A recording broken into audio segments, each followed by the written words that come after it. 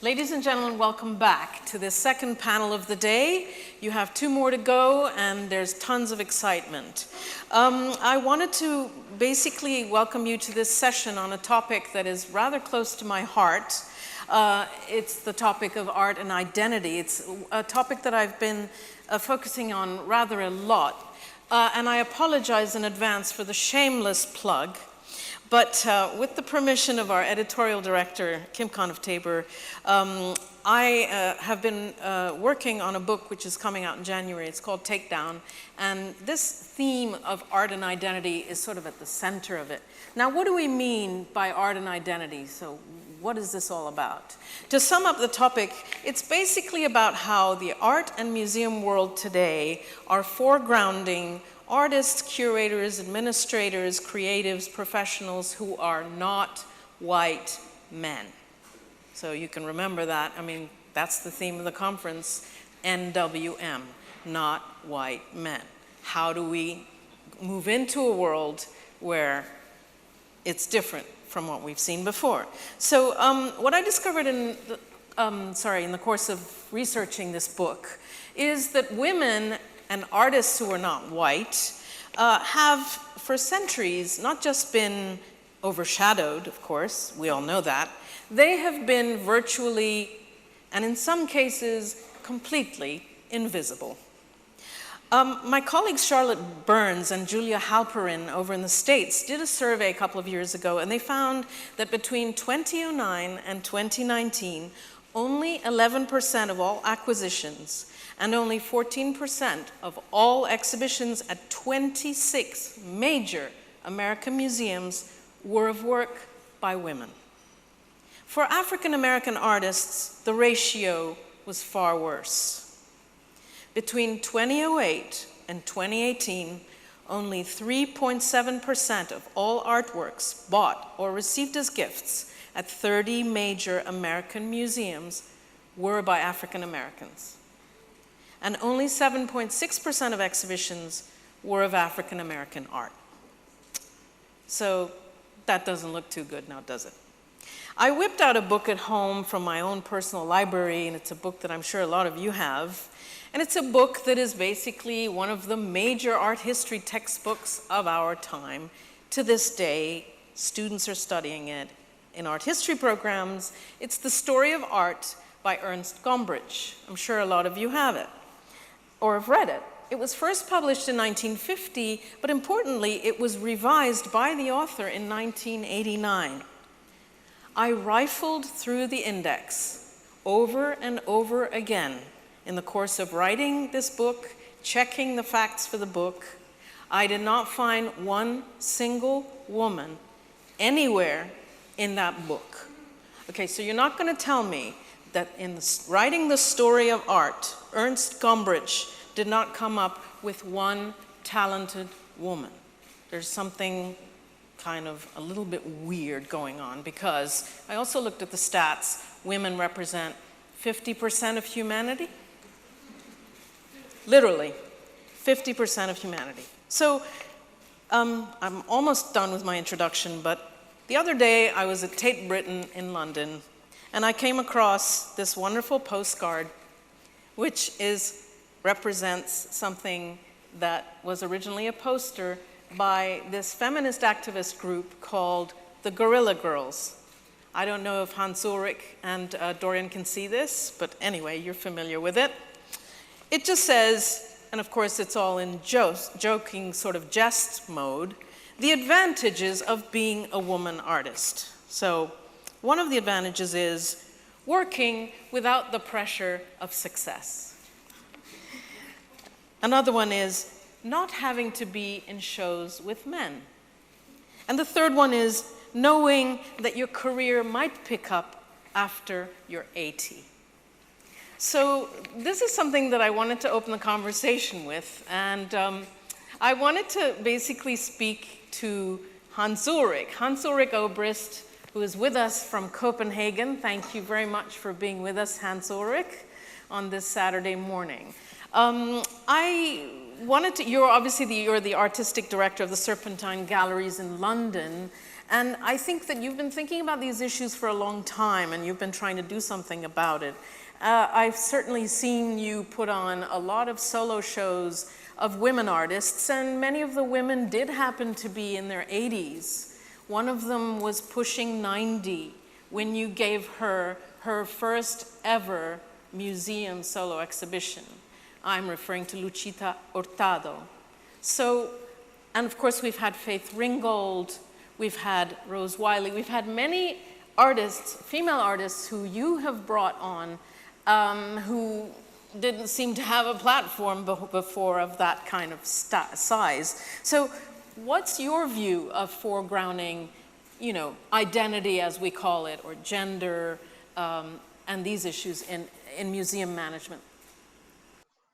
Yeah, thank you so much, Farah, and wonderful to be here with you and Sheikha, Reem, and Doryun in this conference. And actually, it all began when I, as a teenager, started to visit studios of artists, and I was 17 and traveled by night train in Europe.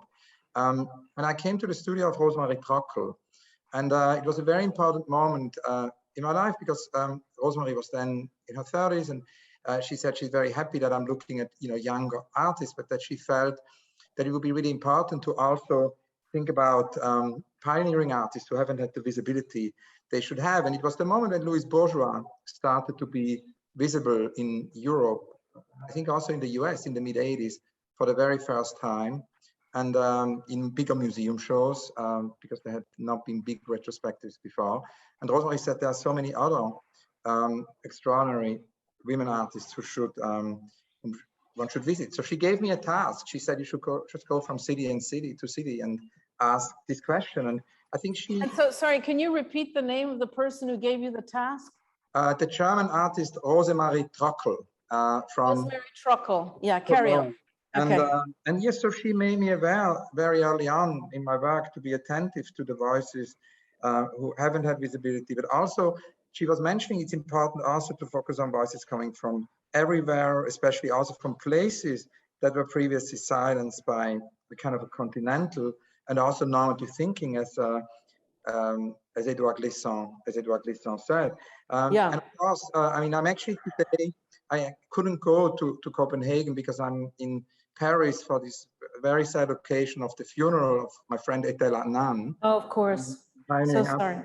Etel said, you know, the world needs togetherness, not separation, love, not suspicion, a common future, not isolation. And I thought I wanted to talk a little bit in memory of Etel, because I think she's an extraordinary example of an artist who has done such amazing work over more than 6 decades in literature, in painting, in public art. Yeah, no, I mean, Etel was also something like in her 80s when she finally made it to international recognition through Documenta and then on from there. But she was in her 80s, wasn't she? I mean, I interviewed her and I said, what's it like to be, you know, so successful? She says, yeah, I'm very successful, but I'm too old to take advantage of it. And that's what a lot of them will tell you. So Hans Ulrich, I mean, I appreciate very much your bringing up the memory of Etel, who we all miss and we all adore. But what I would like to ask you is what you are doing inside your museum. I mean, I do see you make deliberate efforts. You have been part of this very deliberate program to bring female artists into the foreground. Can you talk about that? And artists who are African American or who are not of white background. Yeah, absolutely. I think it's so important that we do monographic shows. No, I think that the monographic show is so important. Solo shows, you mean solo shows? Yeah, solo shows, because very often, you know, many voices are brought together in group shows. But I think, I mean, Etel is a great example, I think, for how important it is to do monographic shows, solo shows. And it was actually in Doha that I curated her very first big retrospective, which was also the first time there was a big book on her work, which is another thing, because very often there is missing literature. I mean, I remember also when I met Monir Sharoudi, Farman Farmayan, there had never been a big book, a big monographic book. And so when we did this exhibition in Doha at Mataf, I remember always in that very first meeting, you know, with Sheikha Mayasa and with Mataf, we had actually discussed the importance of really doing also a very big book and bringing together all the many dimensions of it, the drawings, the films, the notebooks, the novels, the paintings, the poetries, the cartographies, the plays, the journalistic work, the teaching work. And of course, in a way that there's so many artists still who haven't had this, this form of visibility. So I think the work has to continue. Yeah, absolutely. No, I mean, you make a very important point, which is to say, these artists, when they don't get exhibitions, there are no books about them either, there are no catalog essays, there are no studies in them, and they can come to pass, and then it becomes really kind of almost too late to do this very important work. I want to turn now to Doryun. Doryun, welcome. Doryun Chong, you are Deputy Director of Curatorial and Chief Curator of the M+ Museum in Hong Kong. Congratulations, your museum M+ just opened, and I wanted to tell you that I won't be asking you about censorship, so at least we're going to put that question to one side. Even though I am a reporter for the New York Times, I think we've done a big story and covered that ground, so I'll leave you alone with that. But Doryun, we did have some preliminary exchanges before the panel, and you mentioned that you were very much a beneficiary of the whole discourse on multiculturalism and diversity because, as you wrote to me, you entered the museum world as Curatorial Fellow for Diversity in the Arts at the Walker Art Center in Minneapolis, which is an affirmative action program. And then in your work at the Walker, right, and in your work at the MoMA, you said, at MoMA because that's where you were previously, you were brought in to diversify the collections and to focus on the works of Asians and Asian American artists, historians, and context. So would you say that the whole notion of identity and the foregrounding of identity, gender identity, ethnic identity has helped you? Yes, I would absolutely say that. I just want to make sure that you can hear me. We can hear you. I think we can hear you fairly clearly. Yeah. Okay, that's great. Thank you, Farah. Yes, indeed. As somebody who was not born in the United States, I was born in South Korea. I was raised there.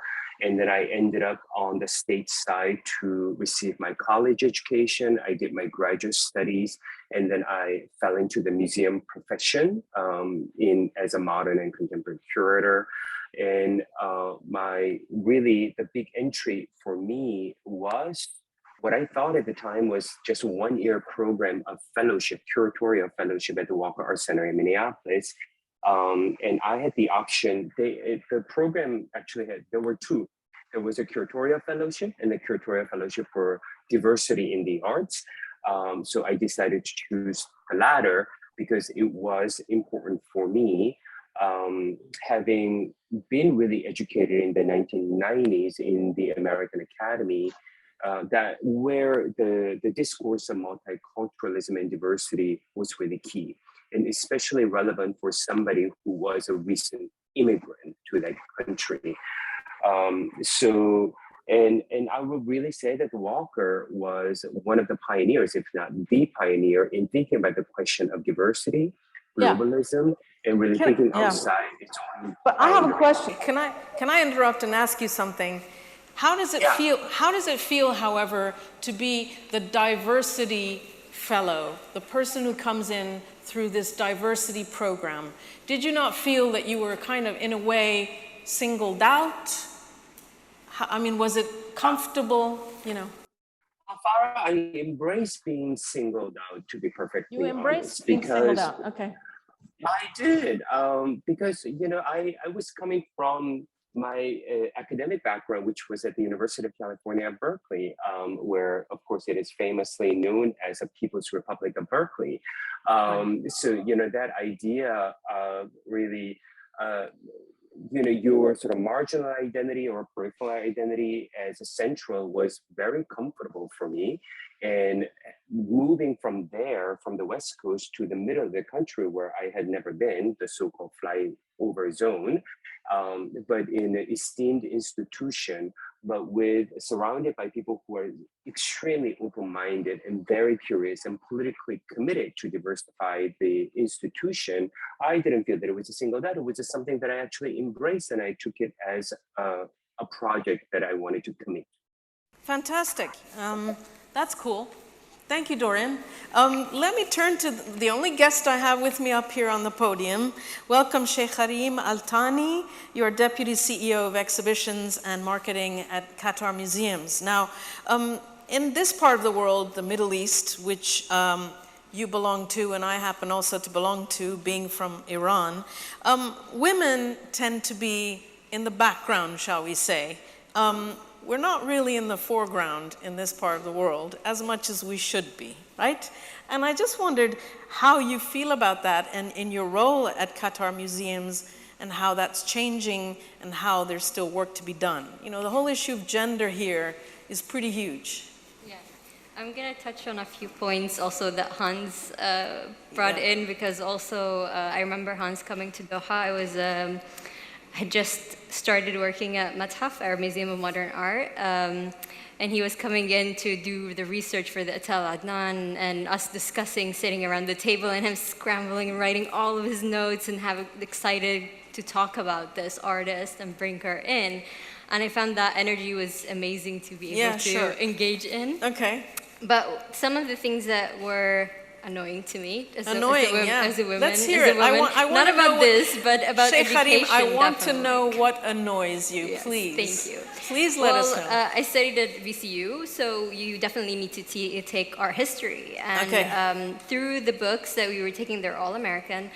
There's literally one woman, Mona Hatoum, is in the books. Nobody else is in the books, as you Only said. one woman. Okay. Only one woman, Yeah, and I found so that this is annoying. Virginia Commonwealth University, right? Yes, Yeah. and so after graduating and going into Mathaf was like, come and intern for us, let's see, and Mathaf didn't exist at that time yet. They were still like hidden. Can you explain for our audience what Mathaf stands for? Yes, so Mathaf is Arab Museum of Modern Art here in Doha. Qatar. Yes, so I go to an internship and I'm supposed to be there to do like the digital and youth culture basically moment. So I go in there and I'm like, I had no clue. None of this existed. None of these Arab artists I've ever learned about, saw anything about, no literature like you're talking. Definitely very, very little literature about. And it was like I was in awe of all the work that was actually there, the history, the knowledge that people had, and how much more we still need to do, and until today still need to do more of,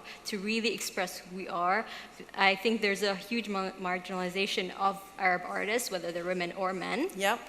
And one of the things that we were really keen on in the inauguration is to put the dates of every creation of work, to really put the artist in the movement, in the artist movement. And it's not something that was created after the West. It was sometimes during, because a lot of these artists went to France, went to America, went to Europe to art when they were studying. So they were part of the period. They're not come afterwards to emulate the West. And that was something that we were really keen to point out.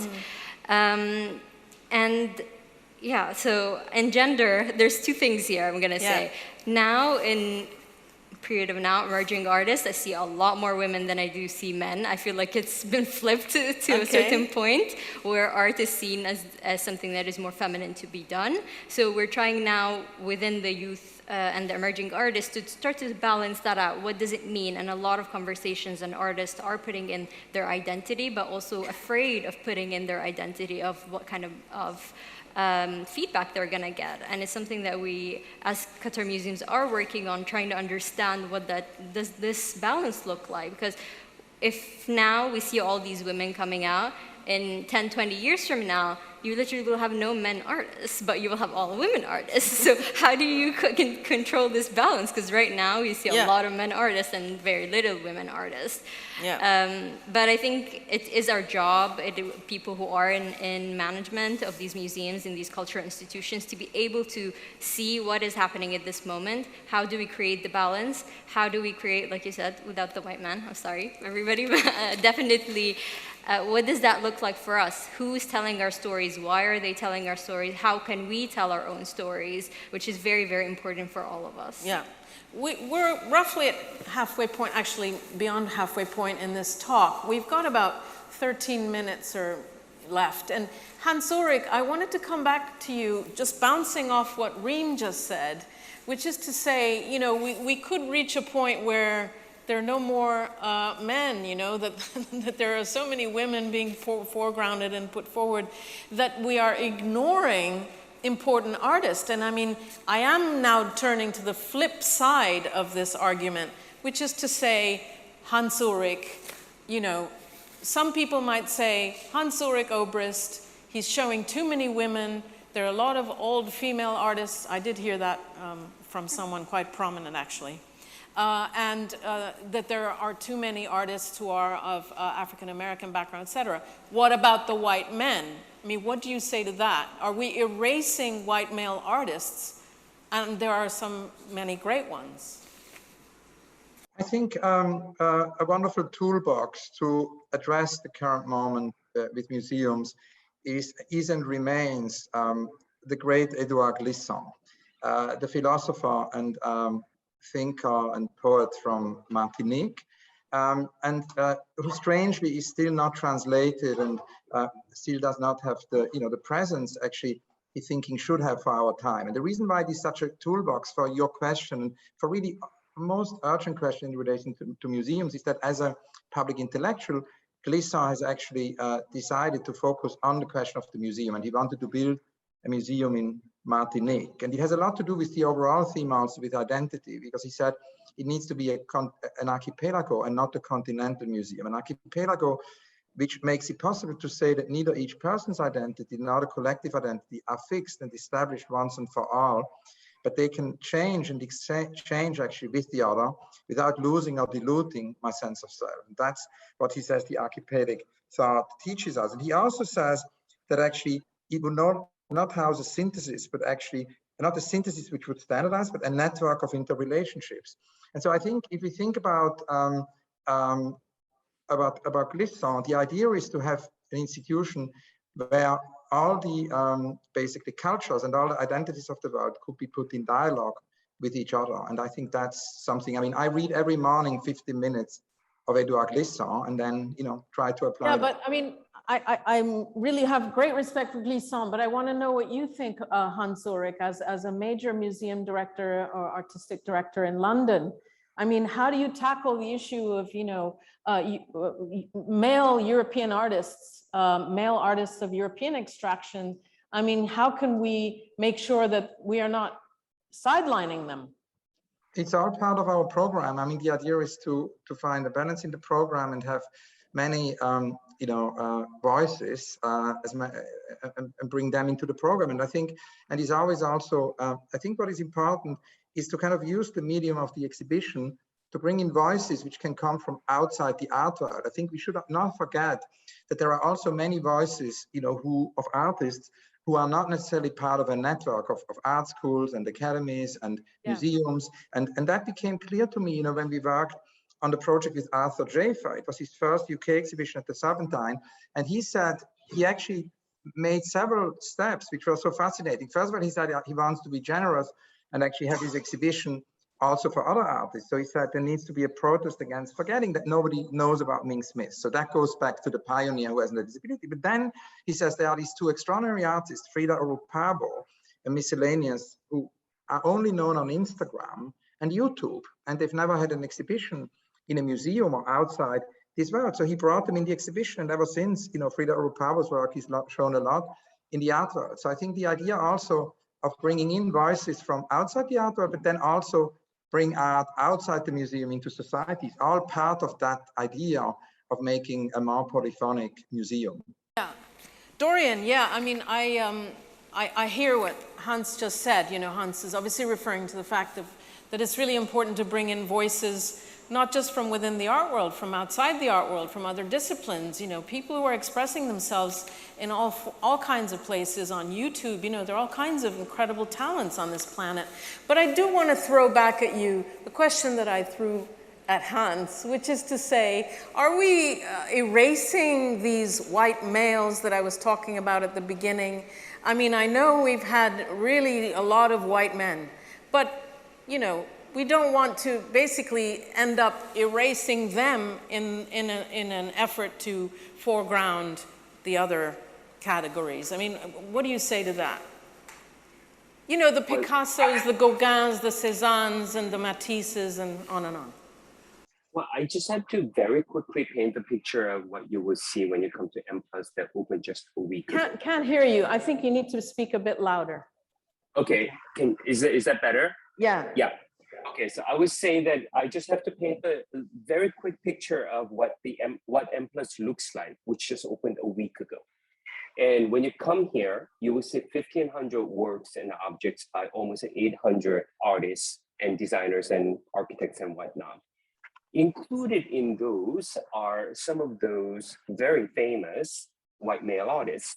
And that includes Marcel Duchamp, that includes John Cage, that's Anthony Gormley. But there are a handful of many others of names from China, from Hong Kong, from the rest of Asia that you have never heard of. I mean, perhaps we're a little bit more familiar, but other parts of the world you are not so familiar, but that is fine. So that was a very important thing that we needed to do curatorially, that it's not about that we absolutely have to make sure that there are some white male artists. Rather, it is that these are very important figures in the art history, in the visual culture history that we are writing, and they're totally relevant. Going forward, our audience is here in Hong Kong and Greater China may say, we want to see Picasso. Then we say, sure, we will show you the Picasso. But then the Picasso may not be presented in the same way that he has been presented in other contexts as well. So it is not really about the anxieties about, well, if we're going to show the established white male artists, are we going to be destabilizing, or are we going to be doing ourselves disservice? No, it is not. It is that established canonical history now should be brought into our context and decentralized and then nativized in our own context. And so it is really less about that anxiety. It is about we're writing our history confidently. And then those who were previously considered to be origin, about the source, about the authority, they are there as just part of the history that we are now writing. Yeah, excellent, Doryun. I saw Sheikha Reem nodding vigorously to what you were saying. So I'm going to turn to her, but just we have 6 minutes left. Please ask some questions. You have an excellent panel, high caliber speakers. Raise your hand and ask something.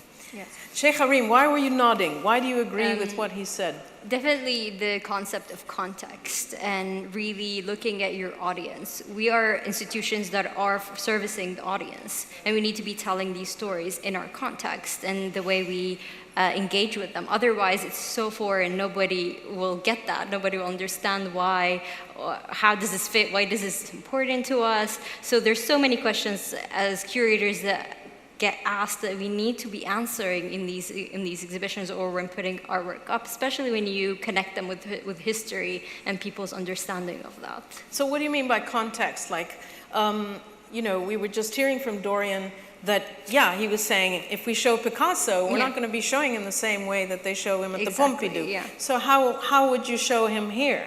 We've actually shown him twice. Okay, So we've already done this, actually more than twice, but two officially as big exhibitions. One recently, it was actually during the pandemic that we had it here. It was his studio. So we really were focusing on this idea of him as a creator. I understand, but like in the context of Qatar, in the Yes. context of the audience here, how can we show Picasso differently? Yeah. So, well, that was part of us doing that, is showing him differently, showing his understanding of creation to people. So even in the location that we chose to put it in, which was Fire Station, which is the artist in residence, we really wanted to connect this idea of the studio. What does it mean for you as an artist? Yeah, but I mean, in terms of the idea of this being the Middle East, this being a culture and a context that is not Western. Yes. How do we contextualize these Western artists and bring them in to this Eastern context? Yes. And yeah. So one thing that we were very adamant about Qatar Museums doing is to be very open about the different types of artists that we bring in, especially because we know that our people are well-traveled and there's a multiculturalism here. So there's people from everywhere. Like the Qatar population is actually 13% of the full population of people here, so a number of people here. So we really try to interact with all of them and try to bring in different artists from all around the world for them to be able to enjoy, because some of these people never travel to see a Picasso. So we want to actually bring it here for them to enjoy it in their own context. And a lot of it has to do with the back curation and also our interaction from our programming with these works, more than just putting it in the timeline of the Middle East. So we have so many different artists that we work with, and even when we brought Ai Weiwei here, it was his laundromat, which was talking about Syria. So we really look at the artists, what can we bring from them that will really but work? how did the audience here react to Picasso? I mean, what is the reaction? They loved it. Sorry? They loved it. It was really interesting. They loved it. Yeah. Actually, Picasso Giacometti, which was our first one, was one of the highest visited exhibitions that we've had here. Okay, which is excellent. Really, That's great. Yeah. So we only have about 2 minutes and 40 seconds. We really welcome questions if there are any from the room. Otherwise, I am going to go back to Hans Ulrich and say, Hans Ulrich, again, in this book that I've completed, the artist Isaac Julian said something very, very interesting. He said, I would like to go to a time where we don't need to underline things, where we don't need to say, this is a female artist, this is an artist, this is an African-American artist, that we can just sort of look at everything, in a kind of gender-blind, racially blind way. And I wondered, how soon do you think we will get to that? And I'll ask the same of Doryun. Yeah, thank you. Yeah, actually, it's interesting you mentioned Isaac, because Isaac connects also a little bit to what was just discussed about how we can revisit also figures from the past. Because actually the first year when I joined the Serpentine, we had invited Isaac to do a Derek Jarman retrospective. And as an artist, he revisited the legacy of Derek Jarman and came up with an extraordinary new view and completely, brought new light to these extraordinary films of Derek Jarman. This idea we can also, have artists curate artists from previous generations. Yeah, but the question I'm asking is, when are we going to get to a world where it doesn't matter what gender, what color, what race, et cetera, et cetera? No, I'm coming to your question. I'm sorry, I just tried to make the link with Isaac to the previous topic, because I thought it was so connected. But to come to your question, I think it goes a bit back to the beginning when I talked about the solo shows, the big, monographic shows. I mean, if we show at the Serpentine Faith Ringgold or Lucita Hurtado, who are both extraordinary artists, Faith Ringgold, African-American artist in her late 80s, now early 90s, when we showed her late 80s, and Lucita Hurtado, as you mentioned, was 99 when we did the show, Venezuelan Mexican-American artist. We showed these two artists as, in monographic shows as important figures of 21st century art history. And I think that is one possible answer. And that's what I think museums, what we as a Kunsthalle can do. And of course, we are not a collecting institution. And for collecting institution, there is even other things which museums can do, but we as a Kunsthalle who does exhibition, I think that's a contribution we hopefully can make. And then also tour these shows. I mean, the Lucita show, the tour to LACMA, the Faith Ringgold show to Glenstone, and by touring these shows and make them just really key figures of art history, and say that these artists are important. Absolutely, that's a very good point. Doryun, how do you think we can reach a point where we don't have to say, oh, this artist is a woman, this other artist is from China, this other artist is from Iran, blah, blah, blah, How, I'm not sure, but to your original question of how soon, I would say not too soon, but we are getting there. I think when I left MoMA about 10 years ago, slightly less than 10 years ago to move over here, I was just still one of the very few curators of color working at that institution. I can see that in the last couple of years that many artists of curators of color now have been employed in consequential positions in museums in the United States and also in the UK. So clearly the changes are happening at present. But having said that, that call for diversity had already been going on for 20, 30 years. Absolutely. So, yeah, so momentum is gaining, but it is overdue. So understanding this condition, I wouldn't say that this will change anytime soon, but we're in the right direction. Well, it really is nice to end on a note of hope. Thank you very much to my exceptional speakers. It's been wonderful to have you, Sheikha Reem, Ulrich, and Doryun. Thank you so much. Thank you. Thank you.